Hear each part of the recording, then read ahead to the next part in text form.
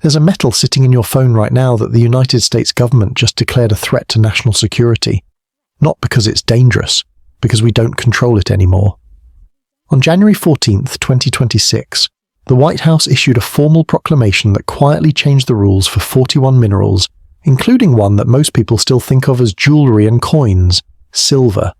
This wasn't a press conference. It wasn't headline news. It was a legal document that gave the government the authority to control prices, restrict exports, and negotiate what amounts to a bidding war with every other country on Earth. And it's already started. China moved first on January 1st, 2026, locking down 60 to 70% of the world's refined silver behind export licenses. The US is now 69% dependent on foreign silver, and the clock is ticking. If you want to understand why your electronics are about to get more expensive, why infrastructure projects are stalling, and why governments are suddenly treating a shiny metal like a weapon, stay with me until the end. Because this isn't just about silver. It's a signal that the world you thought you understood just changed. Part 1. From coinage to combat systems, how silver slipped into national security. Let me ask you something. When I say the word silver, what's the first thing that comes to mind? Jewelry? Coins? Maybe your grandmother's silverware sitting in a cabinet somewhere? That's exactly the problem. Because while most people still think of silver as something decorative or financial, the US government just officially reclassified it as something else entirely, a national security asset. And that shift didn't happen overnight. It's the result of decades of quiet dependency that nobody was paying attention to until it was too late. Here's how we got here. For most of human history, silver was money. It was currency. It was wealth you could hold in your hand. But starting in the mid-20th century, something changed. Silver became industrial. It became the backbone of electronics, the nervous system of weapons, the conductor that makes everything from your smartphone to a fighter jet actually work. And because that transition happened slowly, because it didn't come with a press release or a dramatic announcement, most people missed it. The world moved on. Silver became invisible, just another input in a supply chain nobody thinks about until it breaks. But on November 7th, 2025, the US Geological Survey made it official. They finalized the 2025 list of critical minerals, and for the first time ever, silver was on it. Right there alongside copper and uranium. Not because it's rare, not because it's running out, but because the United States cannot function without it, and the United States does not control it. So what does critical mineral actually mean? It's not just a label, it's a policy designation that triggers a whole set of legal and strategic responses. When the government calls something a critical mineral, they're saying three things. First, it's essential to national defense. Second, the supply chain is fragile. Third, we are strategically vulnerable. That's not speculation. That's the framework. And silver checks every single box. Let's talk about why. Silver has a set of physical properties that make it irreplaceable in certain applications. It's the best electrical conductor of any element on the periodic table. Better than copper, better than gold. It doesn't corrode easily. It reflects heat and light better than almost anything else. And it's antimicrobial, which is why it shows up in medical devices. These aren't marketing claims. These are measurable physical characteristics. And when you're building advanced weapon systems, when you're wiring up energy infrastructure, when you're manufacturing the circuit boards that go into everything from cars to data centers, you need the best conductor, not the second best, the best. That's silver. Now here's where it gets tricky. Can you substitute silver? Sure. In some applications, you can use copper, you can use aluminum, you can use gold if you're feeling fancy. But here's the thing. Every single one of those alternatives is measured against silver. Silver is the benchmark. It's the standard. And in high-performance systems, in military hardware, in anything where failure is not an option, you don't downgrade to save a few bucks. You use silver. So what's driving demand right now? Let's run through the list. Artificial intelligence, data centers, nuclear energy, advanced manufacturing. Every single one of these sectors is expanding, and every single one of them is silver-intensive.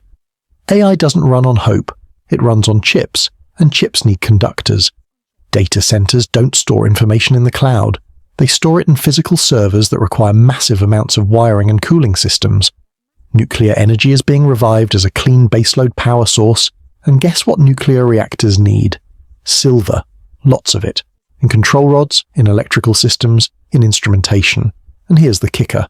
These aren't niche industries. These are the industries that governments have decided are the future. The US is pouring billions into AI research, trillions into infrastructure. The entire Western world is trying to build out renewable energy grids and data infrastructure at the same time, and all of that requires silver. More silver than we've ever needed before, and demand is accelerating. But while demand was quietly climbing, something else was happening. Control over supply was consolidating, not in the United States, not in Europe, outside Western borders.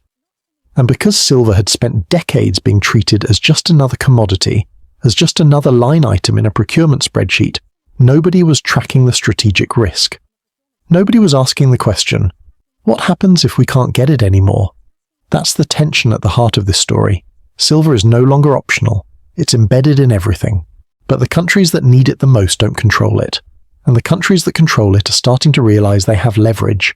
That's how an economic input becomes a security liability. That's how a metal that most people associate with coins and cutlery ends up in a White House proclamation about national defense. So here's where we are. Silver demand is accelerating. Supply is concentrated. And the US government just woke up to the fact that this is a problem, not a future problem, a right now problem.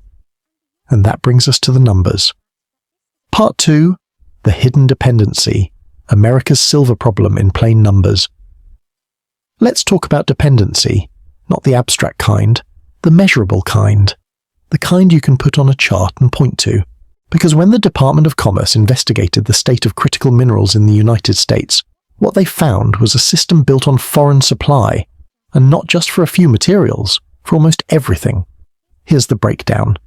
The United States is 100% net import reliant for 12 critical minerals. That means zero domestic production, completely dependent on foreign sources. For another 29 minerals, the US is 50% or more reliant on imports. Add those together, and you get 41 critical minerals where the country cannot meet its own needs. And silver? Silver sits at about 69% import reliance. That means for every 100 units of silver the US uses, 69 of them come from somewhere else. Now you might be thinking, okay, but we still produce some domestically, right? 31% is something. Sure, except here's the problem. Even when the US mines silver on American soil, it often doesn't have the processing capacity to refine it. So what happens? The ore gets shipped overseas, to China, to Mexico, to other countries that have built out the industrial infrastructure to turn raw material into usable metal. And then, after it's been refined, it gets shipped back, as an import. Let me say that again. The US digs silver out of the ground in Nevada or Alaska, ships it to a refinery in China, and then imports it back as a finished product, at which point it counts as foreign supply. That's not a supply chain. That's a dependency loop, and it means that even when the numbers say 31% domestic, the functional reality is much worse. Now, let's zoom out for a second. Imagine a progress bar, one of those loading bars you see on a computer screen. If it's filled all the way to the right, that means 100% foreign reliance. The US has 12 minerals where that bar is completely full, no domestic production at all. Then you've got another 29 where the bar is more than halfway full. Silver is sitting at about 70%, not quite maxed out but getting close. And the problem isn't just that the bar is high, it's that the bar is stuck. Because the US doesn't have the infrastructure to move it. You can't build a refinery overnight.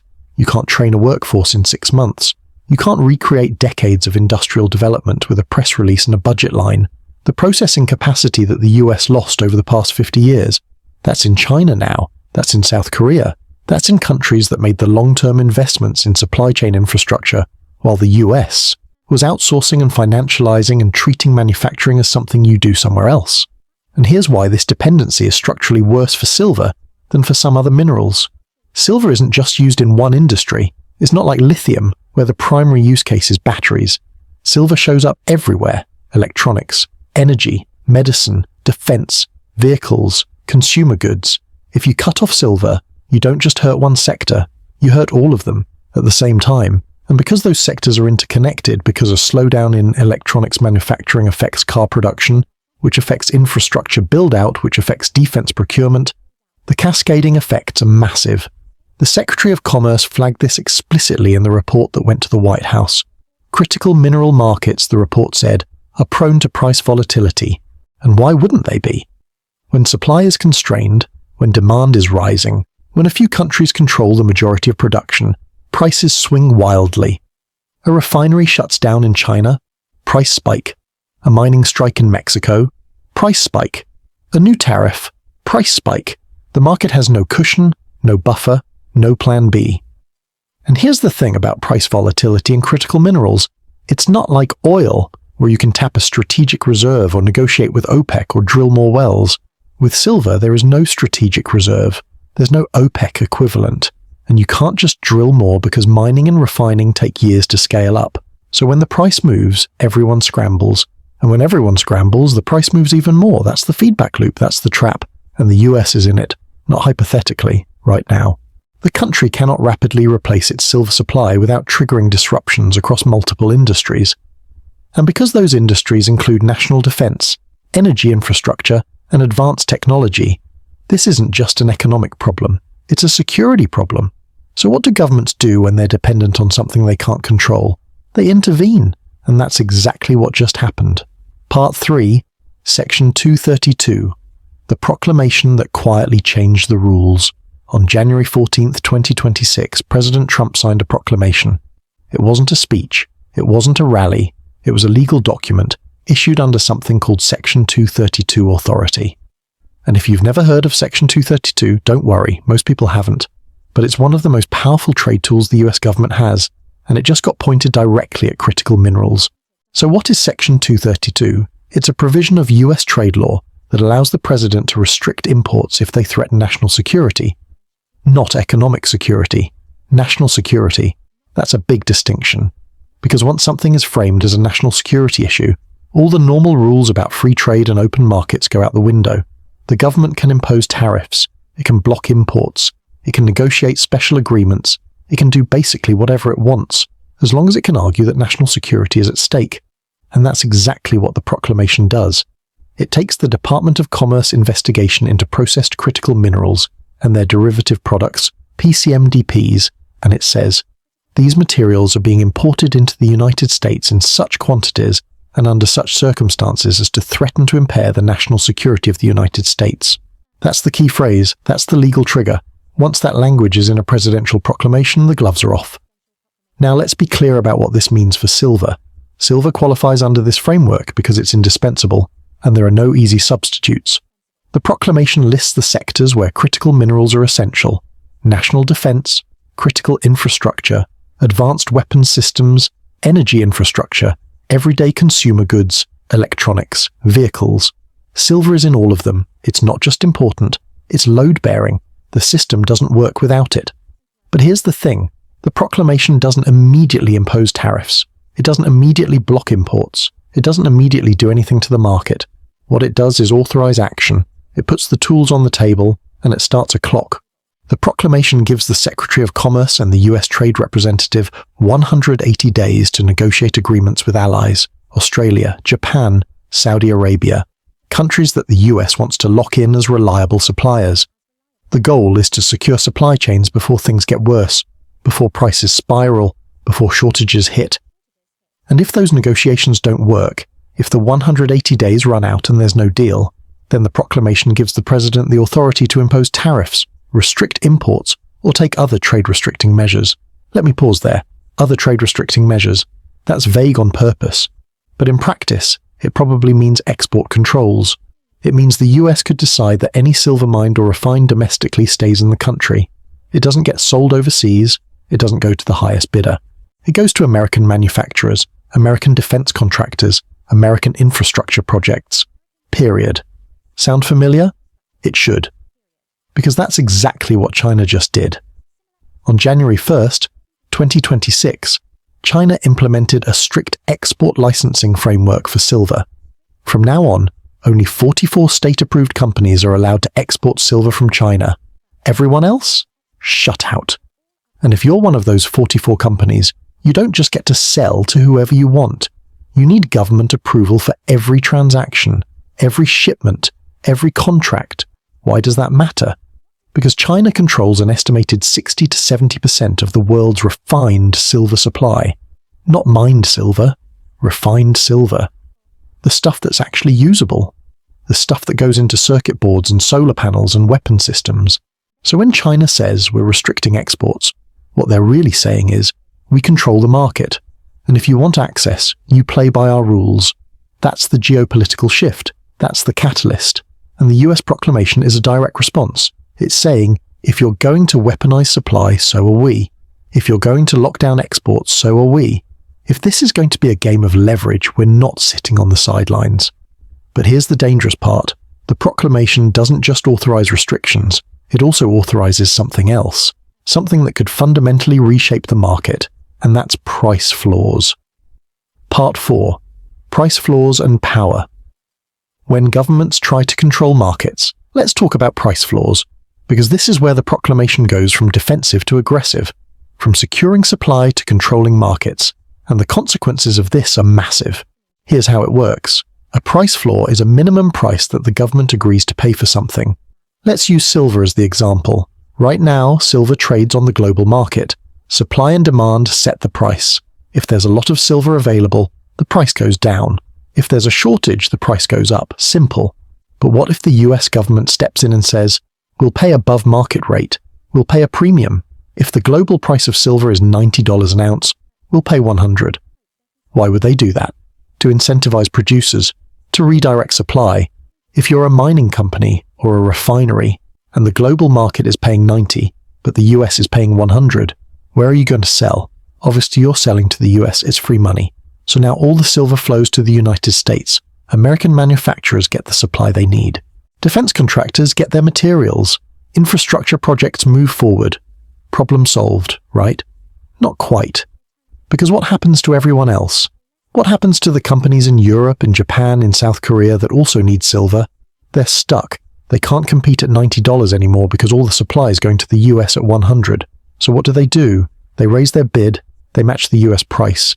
Maybe they go to 105, 110, whatever it takes. But here's the problem. Once the price is matched, the US loses its advantage. Producers don't have a reason to sell to America anymore. So the US has to raise the floor again. 120, 130, and then everyone else matches. And the cycle continues. Higher and higher and higher. A bidding war with no end in sight.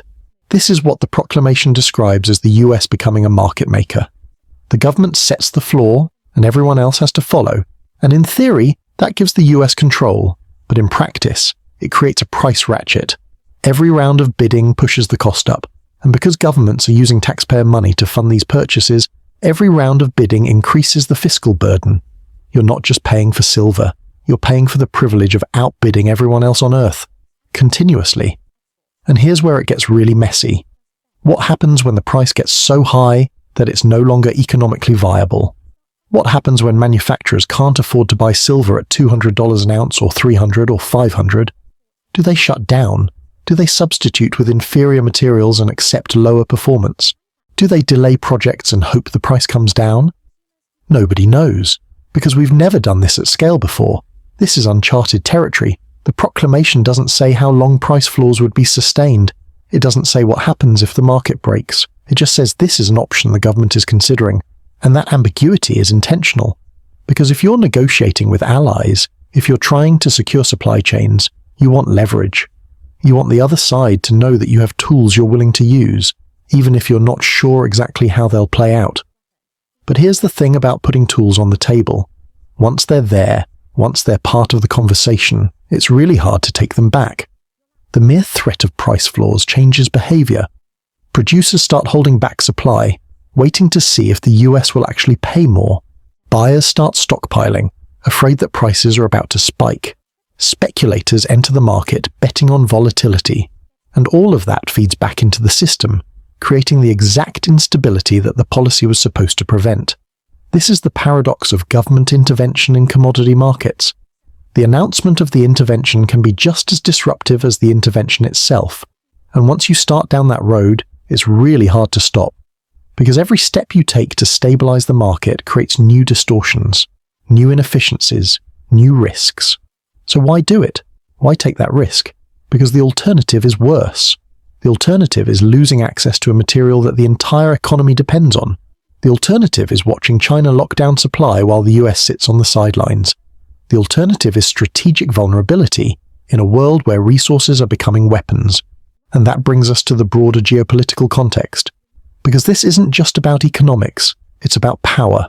And the country that just demonstrated exactly how much power a resource exporter has is China. Part 5.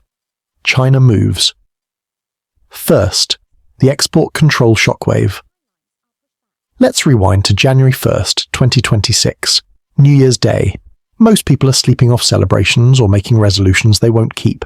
But in China, something significant just happened. The government implemented a new export licensing framework for silver, and it changed the entire landscape. Here's how it works. As of January 1st, only 44 companies in China are allowed to export silver. Not 44,000, 44. And these aren't just any companies, they're state-approved, state-monitored, state-controlled. If you're a Chinese silver producer or refiner and you're not on that list, you're done. You can't export. Period. And if you are on the list, you still don't have free rein. Every export requires a license. Every transaction needs government approval. The Chinese government now has a choke point on every ounce of silver leaving the country. They can approve it. They can delay it. They can deny it. And there's nothing anyone can do about it. Now, why does this matter so much? Because China doesn't just produce a lot of silver. They refine most of it. Somewhere between 60 and 70% of the world's refined silver supply comes from China. That's not raw ore, that's finished product. The stuff that actually goes into manufacturing. And refining isn't something you can just move overnight. It requires infrastructure, expertise, supply chains, decades of industrial development. So when China locks down exports, they're not just restricting their own production, they're restricting access to the majority of the global supply. And for Western manufacturers, for companies in the US and Europe and Japan that rely on Chinese silver, this is a structural supply squeeze, not a temporary disruption, a fundamental shift in who controls access. Now, let's be clear about what export controls actually do. They're not a ban. China isn't saying we're cutting off all silver exports forever. What they're saying is, we're controlling the flow. We decide who gets it. We decide how much. We decide when. And if you want access, you play by our rules. That's leverage. That's economic power. And it's a tool that China has used before with other materials. Think about rare earth elements. A few years ago, China controlled something like 80 to 90% of global rare earth production. And when trade tensions flared up, China restricted exports. Not completely. Just enough to remind everyone who held the cards. Prices spiked. Supply chains scrambled. And countries around the world started frantically trying to build out alternative sources. But that takes time. And in the meantime, China had the leverage. Silver is following the same playbook. Control the supply. Restrict the flow. Use access as a bargaining chip. And because silver is embedded in so many critical industries, because it's not just a nice-to-have but a must-have, the leverage is enormous. So what's the immediate effect? Industrial buyers in the West are now facing a structural shortage. Not because there's no silver in the world, but because the silver that exists is locked behind a licensing system that they don't control. They can't just order from a Chinese refinery anymore. They have to hope the Chinese government approves the transaction. They have to hope they're prioritized. They have to hope the geopolitical winds are blowing in their favor. And here's the thing. Export controls don't just affect current transactions. They affect future planning. If you're a manufacturer trying to build a new factory, trying to scale up production, trying to secure long-term contracts, you need certainty. You need to know that the materials will be there. But with China's export controls in place, that certainty is gone. So companies delay, they hedge, they look for alternatives, and all of that slows down economic activity. Now, is this resource weaponization? That's a loaded term. But historically, when countries control a critical resource and use export restrictions to gain leverage, that's pretty much the definition. It doesn't have to be a full embargo. It doesn't have to be a dramatic cutoff. Just the threat of restriction, just the possibility that access could be denied, is enough to change behavior. That's power. And the US interpretation? Reading between the lines of the proclamation, it seems pretty clear. The US is looking at China's move and thinking we need to be ready to do the same thing. We need to be able to control our own supply. We need to make sure that any silver mined or refined in America stays in America if we need it to. That's what the language about export controls and trade restricting measures is setting up. It's laying the groundwork for a reciprocal system. But here's the problem. Reciprocal export controls don't solve the supply issue. They just harden it. If China restricts exports and the US restricts exports, global supply becomes fragmented. Markets stop functioning like markets. They start functioning like geopolitical arenas. And when that happens, when trade becomes a tool of statecraft rather than an economic activity, the people who get caught in the middle are the ones who don't have power, the countries that don't produce silver, the manufacturers that don't have government backing, the consumers who just need the products to work. And that brings us to the final piece of this story. Because all of this, the proclamations and the export controls and the price floors and the bidding wars, all of it has consequences, real consequences, for real people. And those consequences are just starting to unfold. Part 6. The human cost of a strategic metal. Let's bring this back to Earth. Away from the policy documents and the geopolitical maneuvering and the trade frameworks, let's talk about what this actually means for people. Because when the price of silver goes up, when supply chains fracture, when governments start treating a metal like a weapon, the effects don't stay abstract. They cascade, and they hit hardest in places you might not expect. Start with the obvious one: electronics, your phone, your laptop, your TV. All of them have silver in them. Circuit boards, connectors, switches. It's in there because it works better than anything else. But if the price of silver doubles, or triples, or goes even higher because of government bidding wars, that cost gets passed down. Maybe not immediately, maybe manufacturers eat it for a quarter or two, trying to maintain market share. But eventually they raise prices, because they have to. And when they do, consumers pay more for the same phone, the same laptop, the same TV. Now, for someone in a high-income country, an extra $50 or $100 on a phone might be annoying, but it's not catastrophic. For someone in a lower-income country, for someone who's already stretching to afford basic technology, that price increase can be the difference between being connected and being left out, between having access to information, education, and opportunity and not. So the cost isn't just financial, it's social. It's a widening gap, but electronics are just the start.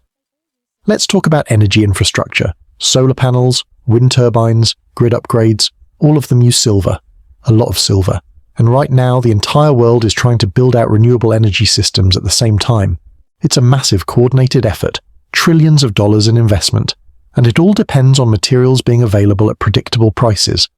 What happens when silver becomes unpredictable? When the cost spikes because of export controls or price floors or a bidding war between governments? Projects get delayed, budgets get blown, timelines get pushed, and the knock-on effects ripple outward. If you can't build the solar farm, you can't retire the coal plant. If you can't upgrade the grid, you can't integrate more renewables. If you can't hit your infrastructure targets, you can't meet your climate commitments. One material, one bottleneck. Entire strategies derailed. And it's not just renewable energy, it's vehicles. Modern cars, especially electric vehicles, are packed with electronics, sensors, control systems, battery management. All of it requires conductors. All of it requires silver. If automakers can't get the silver they need, or if it becomes too expensive to use, production slows down. Plants run at reduced capacity.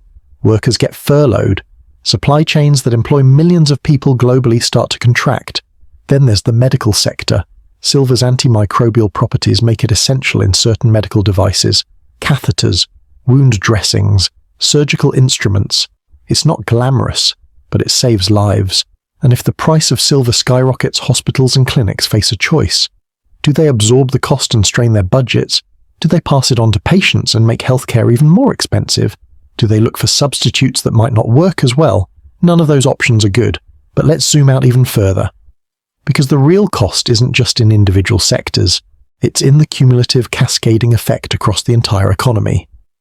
When industrial costs go up, when manufacturers face uncertainty, when supply chains fragment, the result is inflation. Not the temporary kind, the structural kind. The kind that shows up in grocery bills and rent and utility costs because the entire system is running less efficiently. And who bears that burden? Not the governments negotiating the trade deals, not the mining companies benefiting from higher prices, not the policymakers drafting proclamations. It's workers, families, people trying to make ends meet who suddenly find that everything costs a little more, and nobody can quite explain why. Because the explanation is buried in supply chain dynamics and commodity markets and geopolitical maneuvering that most people will never see. There's also a global inequality angle here. The countries that control silver, or the countries that have the financial resources to outbid everyone else, they'll be fine. They'll get the supply they need. But what about the countries that don't have leverage? The countries that can't afford to pay above market rates? The countries that don't have their own mining or refining capacity? They get priced out, they get left behind, and the technology gap widens, the development gap widens, the inequality gap widens. Now let me be clear, we don't know exactly how severe these effects will be, we don't know how long price floors will last, or whether they'll even be implemented. We don't know if China's export controls will tighten or loosen. We don't know if negotiations between the US and its allies will succeed or fail. There's a lot of uncertainty, a lot of variables, but the causal pathways are clear. If silver gets more expensive, products that use silver get more expensive. If supply gets restricted, industries that depend on silver get disrupted. If governments treat silver as a strategic asset rather than a commodity, the market stops behaving like a market. And when that happens, when materials become tools of power rather than inputs for production, ordinary people absorb the shock. So here's the bottom line. Silver's reclassification as a critical mineral isn't just a bureaucratic formality. It's a signal that the world has changed, that the materials we took for granted are now contested, that the invisible inputs that make modern life possible are suddenly visible because they're vulnerable. And it's not just silver, it's copper, it's lithium, it's rare earths, it's cobalt. It's all the materials that sit at the foundation of the technology we use, the infrastructure we depend on, the systems we've built our lives around. They're all subject to the same dynamics, the same geopolitical pressures, the same supply chain fragilities. So when you see a headline about critical minerals, or export controls or trade negotiations, don't dismiss it as something abstract. Don't think it's just about governments and corporations playing chess. Because the consequences of that chess game show up in your phone, your car, your electricity bill, your job. They show up in whether your country can build the infrastructure it needs, whether your community can access the technology it depends on, whether the future looks more connected or more fragmented. Silver just became a national security issue, not because the metal itself changed, but because the world around it did. And that's the signal. That's what this is really about. A world where resources are power, where dependency is vulnerability, where the things we thought were global are becoming national, where the invisible is suddenly, unavoidably visible, and we're only at the beginning.